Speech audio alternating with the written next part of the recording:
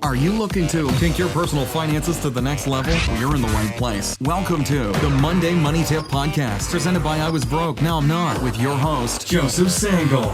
Well, welcome to the Monday Money Tip Podcast, sponsored by I Was Broke, Now I'm Not. My name is Joseph Sangle. We're fired up to bring you episode number 87. Number 87. 87. Ooh, fancy. Yeah, episode number 87. It's unbelievable. For nearly, over a year now, we've been every single week, every single Monday, coming to you with right now relevant, some R&R financial information, hopefully helping you have a better journey with your finances. As we say, money is a journey, not just one moment. And so we're fired up today. I'm really fired up today about today's topic because it's near and dear to my plans, hopes, and dreams. And tell everybody what I'm going to be talking about. Yes, so today is everyone's favorite episode of the year. It's where we release your current investments. So our question for today is, can you tell me how to get started investing? It's a question we get all the time. How do we get started? And so that's a great question. The answer is yes, I can tell you, and I am going to share my actual investments. And I know very few people actually reveal their personal investments. Right. But I share mine because I just know it's the number one most confusing topic. And hey, I just said I want to make sure that people have at least a good place to start from, to go look at. And I'm not saying my investments are the best in the world. I'm confident they are not. But I do know this. They've worked really well for us so far. And so we're excited about sharing those. It's going to be a lot of fun. Yes, so we have a featured resource for this month. So this month's featured resource is the Savings Challenge. So chances are pretty high that you've been wasting some money each and every month. You probably already know it, and you probably feel it. So let's take care of it this month. And the Savings Challenge will show you ways you can save money so you can better fund your dreams. If you want to save money in your budget and put more money in your dreams pocket, sign up today. You can just go to iwbnin.com/savings-challenge, and it's only $7. So that's $7. It's great. And you're going to save way more than that.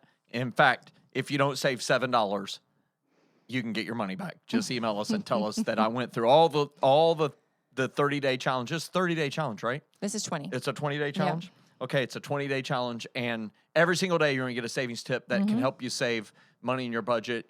We believe you'll save at least $1,000 a year in your budget. That's a little bit more than $7. It is. And so we really want to make sure that you take this, and we want to make it accessible to everybody. So go check it out, iwbnin.com/savings challenge.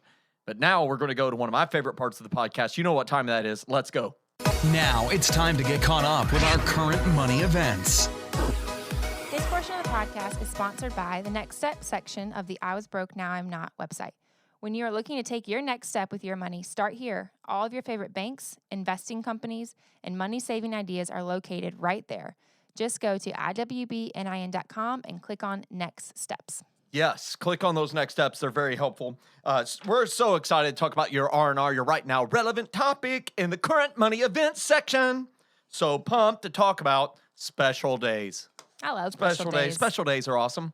It seems like there's a lot of special days in my household these days. You know, I've got 3 children, my bride, family, but I've got lots of brothers. My wife has lots of brothers and sisters. So we have a lot of special days. But March is a special month for me because I was born in this month. Yes. I just snuck in, barely, an hour before the month ended. Yeah. And Logan was born, so my Yes. little boy. Yeah, your little boy was born in the month of March. Yes. A year ago. Today happens to be my birthday. Whoa, it is happy birthday to you. Happy birthday to you. Happy birthday to you. Happy birthday to you. Did you like that? I did. Isn't that amazing? This is a big day. And so you're going to tell everybody your age. It's awesome. More than I was last time. One more than you were last year. I'm older than I think I should be. I told you it was a big month. I don't understand how that And keeps what happening. I wanted to do with this big month is to wish you a happy birthday. Thank you. I wanted to take a quick minute to remind everyone that we all have special days that we like to remember. Many times we end up spending money to celebrate these special days, these birthdays, anniversaries, Christmas, Easter. Megan, are you going to spend money to celebrate Logan's first birthday? Yeah, it's so funny because I know he won't remember it, but I almost feel like the party's more for like the parents as a way to say like we made it. Yeah, that's so, right. So yeah, we're planning the party right now and all the decoration. And Pinterest is literally the best and the worst thing in the world because people make these things seem like You have to have Pinterest like, matched up with Amazon Prime, one ugh, click. yes, it's terrible. Yeah. So I'm trying to wean it down to Do you think in my other budget. people are going to spend money to celebrate his birthday? I hope so. Do you think some other people are going to spend some money to celebrate your birthday? I hope so too. And I hope that people spend money for my birthday. Hope they're saving. So here's what I know.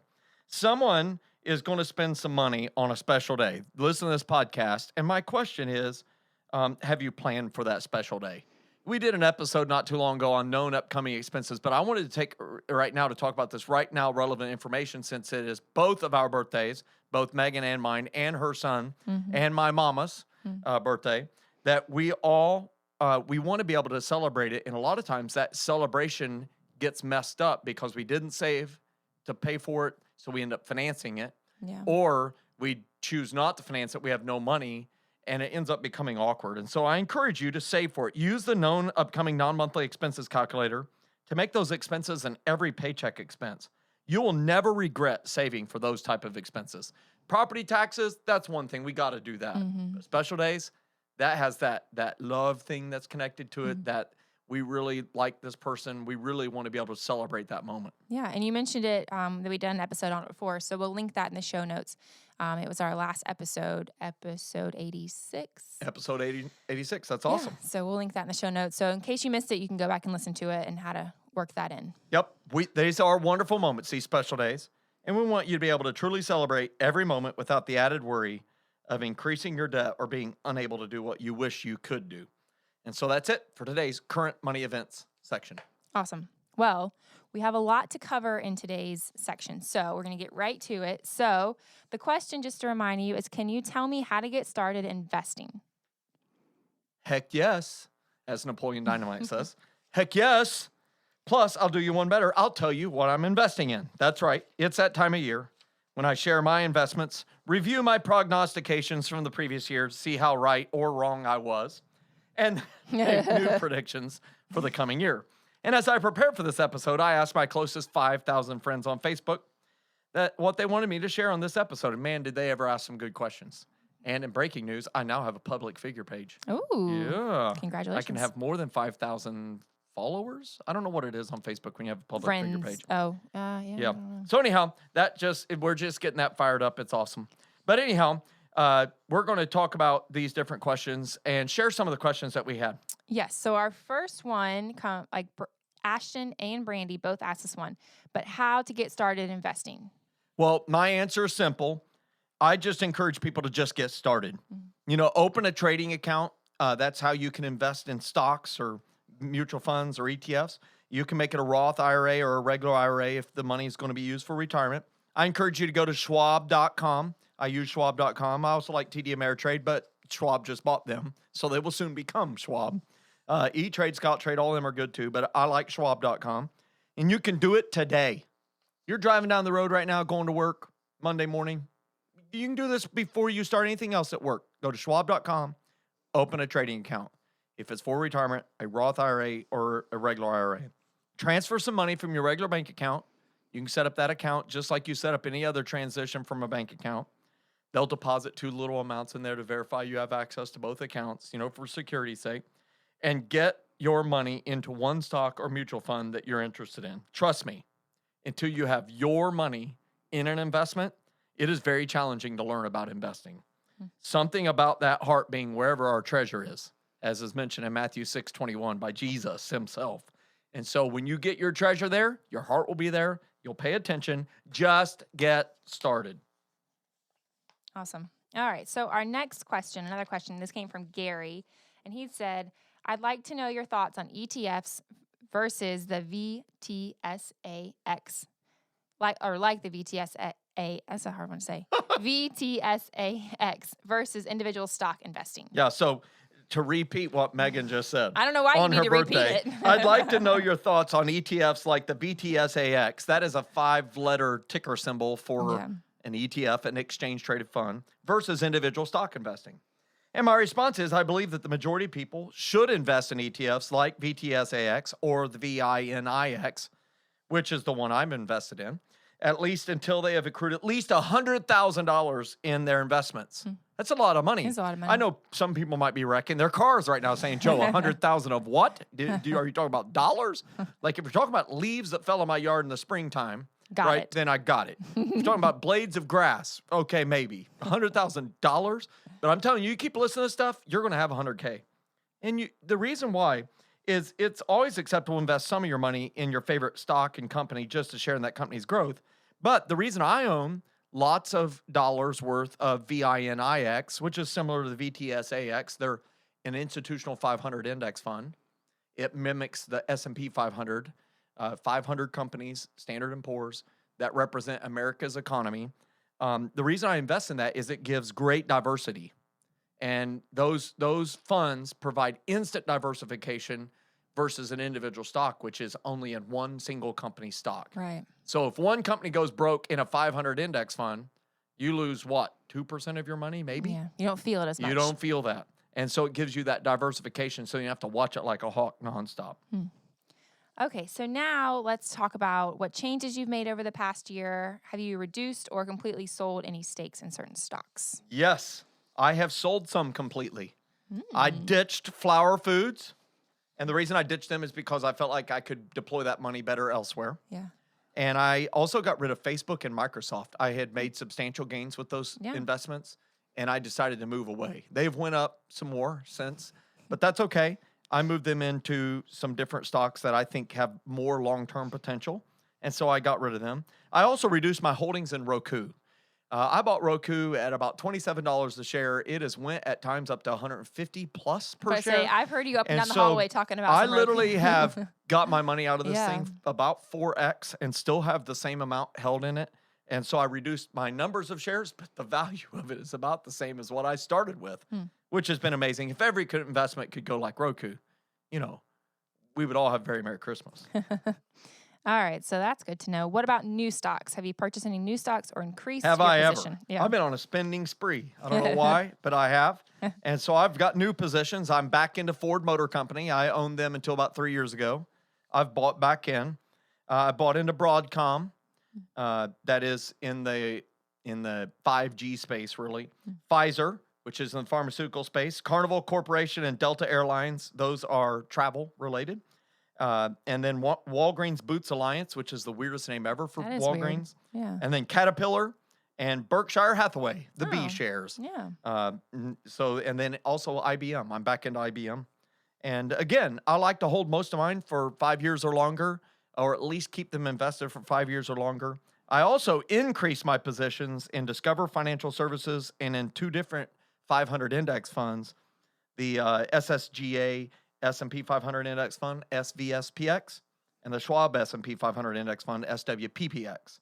And we'll have all those listed in a place where everyone can download them at iwbnin.com/investments. So you don't have to remember all these ticker symbols and all that stuff. You can just print it out at iwasbrokenowimnot.com/investments. That's right. Okay, so now the moment you've really all been waiting for. I mean, I know you want to know that stuff, but can you give us your 2020 investment update? Yes, absolutely. And so here's the deal. Before I give you the 2020 investing update, I want to hold myself accountable to my prognostications for last year. Last year I had 3 prognostications. My first one was that turmoil, roiling, and churning will continue. Well, as it turns out, the market has always had turmoil, roiling, and churning. So this was hard to be wrong with. Yeah. There's always churning and roiling and turmoil. As we record this podcast episode, the coronavirus fears are really shaking up the stock market, and it's down nearly 1,000 points in one day. And I sent out a tweet and a Facebook post and several other things saying, hey, the market's down nearly 1,000. This is why we say investments are for money that you don't need for at least 5 years. Right. That's so essential because this stuff happens. And, we pray that for all the families that are affected, we pray that it's not a pandemic. But, you can never govern short-term stuff. It's very challenging. And so there is turmoil and roiling and churning. The second prognostication I made was that interest rates will continue to moderate. And I was correct on this. The Federal Reserve lowered the federal funds rate twice each time by 25 basis points. So 50 basis points total. This is why, if you're a saver, your savings account at my favorite bank, Marcus.com or Ally Bank or Discover Bank or American Express Bank, that's why they lowered the interest rates again. Yeah, it's so sad. Yeah, it's so sad. But, it means that access to capital is cheap, and to maintain that debt is cheap right now. Obviously, if you're going and getting a bunch of debt, you better have a bunch of margin. It better be related to investments that can pay it off. But I did say that would happen. That is certainly good for the markets. And the third prognostication is that there would be mild growth over the next 12 months, 4 to 5%. Well, I was right that there would be growth. However, the growth was not 4 to 5%. It was 20.4%. That's crazy. Since my update. It's actually down some from that with today's coronavirus, but it's 31.1% for all of 2019. Now, at the end of 2018, the market dumped 18% in a little over a month. And so we were recovering a lot of that. So, but I will say this, when the market goes up 31.1% in a year, like in 12 months time, I like being wrong like this. Yeah. This is something I'm okay with. And I've never had anybody complain from the podcast land saying, Joe, you were just terribly wrong. I am so angry that my investments went up by a third. It's incredible. And so that's my prognostications. All right. What about for the next 12 months? Yeah. Well, I like to, when I'm thinking through this stuff, I'm somewhat scientific and I'm also somewhat feelings, and I'm a human and I can be totally wrong. But I do like to look at facts, and I like to look at tailwinds that are helping us and headwinds that are hurting us. And so I'm going to list some tailwinds first, things that are helping us. Yeah. One of the things is I see a recovering global economy, barring the novel coronavirus from becoming a pandemic. Yeah. So China says they think they've got a handle on it. They think it'll be done by the end of April. Who knows?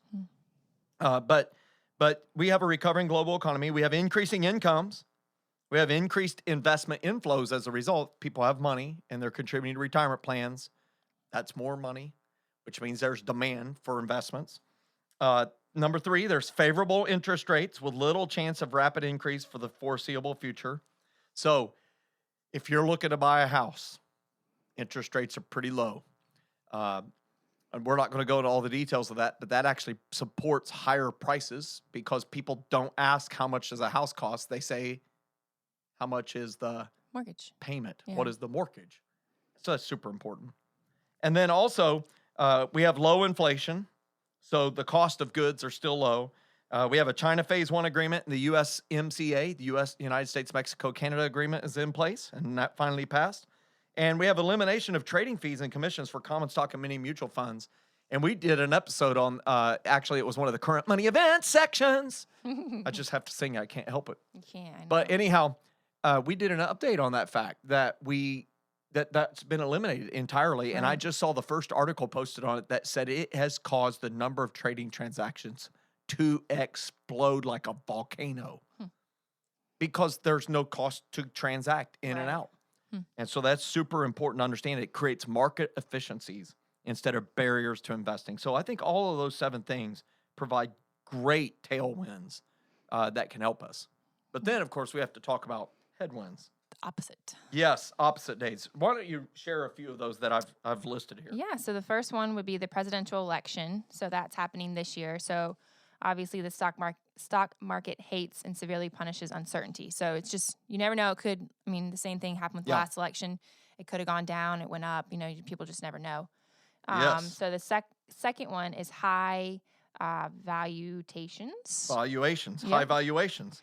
I love that. Yep. The price to earnings ratios collectively for the S&P 500, Russell 2000, Dow Jones Industrial Average, which is 30 companies. Man, the price to earnings ratio. So I want to unpack that for a second. Please do. So this is how you if you've never had a company, you've never bought and sold stocks, this might be a foreign concept, but I think it is a concept everyone can understand quickly. And that is, for every dollar of profit a company produces per year, how much are you having to pay for that dollar of profit? So if you have a company that makes $1 profit a year and you bought that company for $5, you paid for 5 years worth of profits. So the price of $5 to the earnings of $1, the ratio is 5 to 1.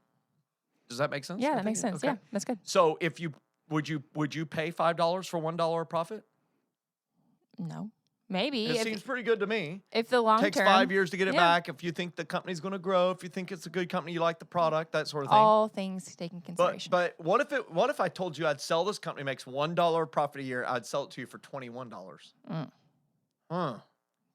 Then the Well, that makes you $5 think. looking pretty good. Yeah, $5 looking a lot better. What if it was $1? The 1-to-1? 1 to 1. Yeah. Yeah. What if it was 70 to 1? $70 for the $1 profit. So she's shaking her head no. So if you're watching on YouTube, she's like, no, absolutely not.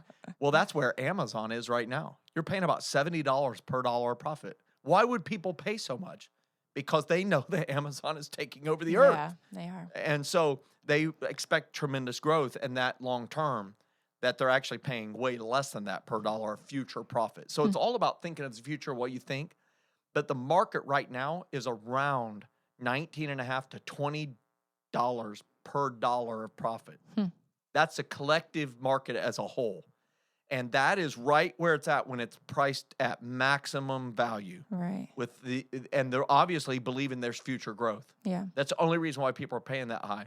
Now, to put it in perspective, right before the market had collapsed in 2008 and 9, it was over $40 per dollar of profit as a Wow. collective whole. So everybody knew earnings were drying up and this is a mess. We got to get out of here. Yeah. And so that's a headwind. I see high valuations, and the thing that's going to help it is the tailwind of a recovering global economy, which helps all organizations become more profitable and become better. And with the China Phase 1 agreement, the USMCA, there's less regulation, allows companies to become more profitable as well. Yeah. The third headwind that I see is low unemployment. This is going to create wage pressure, which means we used to talk about underemployment or unemployment and people that were completely out of the workplace. We have right now in the United States more people working than ever in history. More people have a job than ever in history. We have record unemployment across the board. Name any group of people, any area of the country, it's unreal. And as a result, a lot of people who are on the sidelines who didn't even think they wanted a job have been called back in. But you can only do that so long before you start swapping employees. How do you get an employee to leave their place of work to go somewhere else? One of the prime attractants is more dinero, money. Yeah. more dollars, more portraits of Ben Franklin. And so I think that's going to put some pressure on it. So my thoughts are you ready? I'm ready. Dum, da, dum, da, dum. Number one, I believe stock valuations will increase moderately, 5 to 8%. That's what I believe. I could be wrong. We'll check back in 1 year from now. And I believe the greatest returns will be from companies that have global interest and stand to benefit the most from the global recovery. So that's my belief. And so when you look at the stock market, I think it's going to go up. Of course, everything is off the table if we have a pandemic, obviously. I believe that it will be contained. We have a lot of smart people working on it across the world. And it might require some shutdowns for a while, but as many people say, it's not eliminating demand, it's just pushing it back a while. And the greatest returns will be from those companies that have global interest, where they're going to see that global recovery finally starting to happen. And so that's my thoughts. That's my update on my own investments. Tell everybody where they can get a list of all of the things I'm invested in right now. Yeah, so we listed a lot of things and went over a bunch in this episode, so don't feel overwhelmed. You can download a copy of Joe's investments if you go to iwasbrokenowim.com/investments or investment, whichever you prefer. But if you're watching on YouTube, we'll show you, here's what you'll get when you download it. It shows the breakdown of his investments, and then it lists out all of them with ticker symbols and the type it is and the category it's in. So all you have to do is go there. You can click, you can download it there, and you can have it so that you know what all you got. And insert disclaimer here. Yes. I was broke. Now I'm not, nor Joe Sengel. We do not recommend specific investments. They are my investments that I own. They've worked well for me. The investments you choose are up to you. Right now, my small businesses have grown dramatically. They now contain and comprise 57.59% of my overall portfolio. Real estate is 16.85%. Mutual funds are the second largest holding, or second largest behind my small business, 9.69%. I also have cash, about 8%. I like to maintain a 10% cash position, so I'm a little low on that. I have individual stocks only make up 3.59% of my investments. I recommend you keep that at less than 10% in any individual stock holding. And precious metals make up 0.07%. You love precious metals. I love precious metals because they're nice to look at, but I don't have a lot of them. And so we have a quote and a verse that we want to share today. Share that with everyone. Yes, so our quote comes from Ecclesiastes 11:2, and it says, "Invest in 7 ventures, yes, in 8. You do not know what disaster may come upon the land." And I love that verse because it is so true. You need to have 7 or 8 investments. You don't know which one's going to work, and you don't know which one's not going to work. Sometimes you'll have one that's an Amazon will surprise you, like my Roku stock. But here's what I know. When you're investing in several investments, as we say, when you invest, you can expect a harvest. And we want you to get an abundant one. So we're fired up about it. Hopefully you'll download those investments, review your own, and take this as a moment for you to kind of think about and prognosticate for the future. Tell everybody what we're going to talk about in the next episode. Yes, so our topic for next week is how saying no allows you to say yes. So we're going to talk about the power of our choices have on the ability to fund our dreams. That's right. Yeah. You know, when we're talking about choices, that you say no to certain things right now, it's going to allow you to say yes to much more important things in the future. And so we really want to be able to help you really galvanize that thought of what your future looks like, so it helps you say no to the things you need to say to right now. And so I think you'll find this episode very inspiring, practical, but also very inspiring. Yeah. So if you like today's episode, please help us get this podcast to others who could benefit. You could do this by quickly rating our podcast and leaving a review. These ratings and review will help make our podcast better for other listeners. And also don't forget, if you implemented one of our tips, make sure you share your success story, and you can email that at info@iwbnin.com. That's right. And if you're finishing up watching here on YouTube, hit the subscribe button, click the little bell. You'll be notified every time a new episode comes available every single Monday. Get fired up. Thanks so much for listening to this episode of the Monday Money Tip Podcast, presented by I Was Broke, Now I'm Not. If you enjoyed today's episode, please leave a review and subscribe. And for more great content and to stay up to date, visit iwbnin.com. We'll catch you next time.